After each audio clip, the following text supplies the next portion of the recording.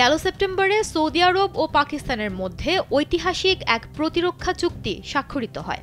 এই চুক্তি অনুযায়ী কোনো দেশ অন্য দেশের দ্বারা হামলার শিকার হলে তা দুই দেশের ওপরই হামলা হিসেবে বিবেচিত হবে।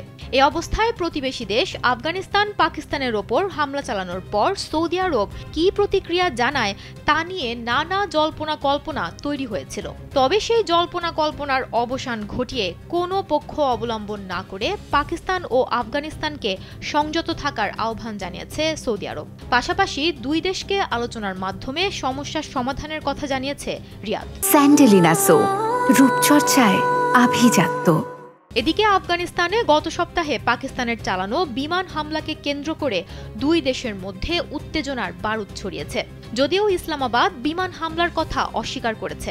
এ ঘটনাকে কেন্দ্র করে শনিবার তুমুল সংঘর্ষে জড়িয়ে পড়েছে দুই দেশ।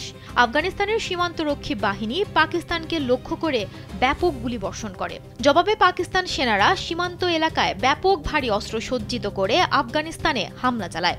গুলির পাশাপাশি কামানের গোলা ছুড়েছে পাক সেনারা। তবে ঘটনায় হতাহতের কোনো খবর পাওয়া যায়নি। দুই মুসলিম প্রতিবেশী দেশের মধ্যে ছড়িয়ে পড়া এই সংঘাত বন্ধের আহ্বান জানিয়েছে কাতার ও ইরান।